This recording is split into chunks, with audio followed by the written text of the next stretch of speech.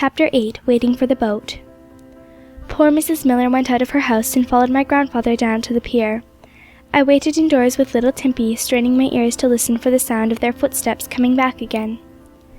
But the clock struck 7:30, and still no sound was to be heard. I could wait no longer. I wrapped the child in a shawl and carried her into the miller's house, and left her under the care of Mrs. Miller's little servant. And then I ran down through the thick, smothering fog to the pier. My grandfather was standing there with Mrs. Miller. When I came close to them, he was saying, "Cheer up, Mary, my lass, he's all right. He's only waiting till this mist has cleared away a bit. You go home, and I'll tell you as soon as I ever hear his boat coming. Why, you're wet through, woman, you'll get your death of cold."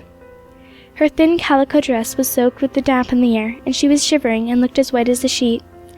At first she would not be persuaded to leave the pier, but as time went on and it grew darker and colder, she consented to do as my grandfather told her, and he promised he would send me up to the lighthouse to tell her as soon as Jem arrived. When she was gone, my grandfather said, "Alick, there's something wrong with Jem, depend upon it. I didn't like her to tell her so, poor soul. If we only had the boat, I would go out a bit of a way and see."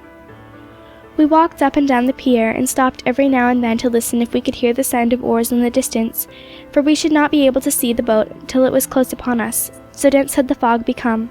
"Dear me," my grandfather kept saying anxiously, "I wish he would come." My thoughts went back to the bright sunny morning when Jem Miller had started, and we had heard him singing, as he went, those 2 lines of the hymn, "On Christ the solid rock I stand, all other ground is sinking sand." The time passed on. Would he never come? We grew more and more anxious. Mrs. Miller's servant girl came running down to say her mistress wanted to know if we could hear anything yet. "No," my grandfather said, "nothing yet, my lass, but it can't be long now." "Missus is so poorly," said the girl. "I think she's got a cold. She shakes all over, and she keeps fretting so." "Poor soul. Well, perhaps it's better so." "Whatever do you mean, grandfather?" I asked.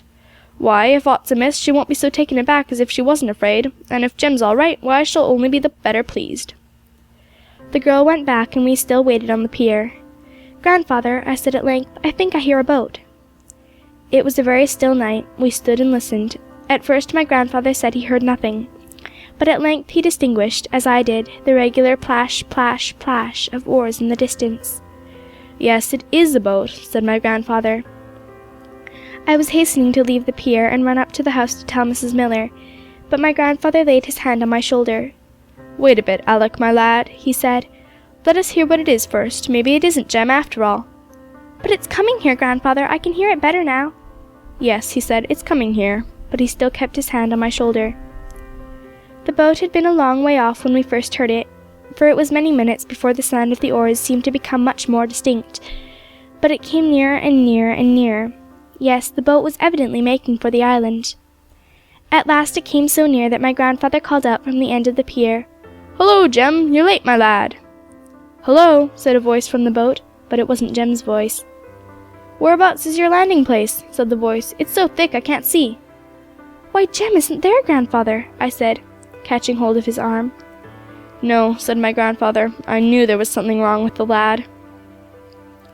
He called out to the man in the boat the direction in which he was to row, and then he and I went down the steps together and waited for the boat to come up. There were 4 men in the boat. They were sailors and strangers to me. One of them, whose voice we'd heard, got out to speak to my grandfather. "Something's wrong," said my grandfather, before he could begin. "Something's wrong with that poor lad." "Yes," said the man, "we've got him here," and he pointed to the boat. A cold shudder passed over me as he said this, and I caught sight of something lying in the men's feet at the bottom of the boat. "What's wrong with him? Has he had an accident? Is he much hurt?" "He's dead," said the man solemnly. "Oh dear," said my grandfather in a choking voice. "How shall we tell his wife? However shall we tell poor Mary?" "How did it happen?" I asked at length, as soon as I could speak.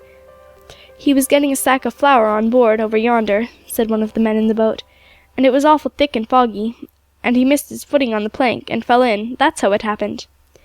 "Yes," said another man, "and it seems he couldn't swim, and there was no boat nigh at hand to help him. Joe Malcolmson was there and saw him fall in, but before he could call any of us, it was all over with him. We got him out at last, but he was quite gone. We fetched a doctor and took him into a house near and rubbed him and did all we could, but it wasn't of no good at all. Shall we bring him in?" "Wait a bit," said my grandfather. "We must tell that poor girl first. Which of you will go and tell her?" The men looked at each other and did not speak. At last one of them, who knew my grandfather a little, said, "You'd better tell her, Sandy. She knows you, and she'll bear it better than from strangers. We'll wait here till you come back, and then we can bring him in." "Well," said my grandfather with a groan, "I'll go then. Come with me, Alick, my lad," said he, turning to me. "But no, perhaps I'd better go myself." So he went very slowly up towards the lighthouse, and I remained behind with the 4 men on the shore, and that silent form lying at the bottom of the boat. I was much frightened, and felt as if it was all a very terrible dream, and as if I should soon wake up to find it had all passed away. End of Chapter 8.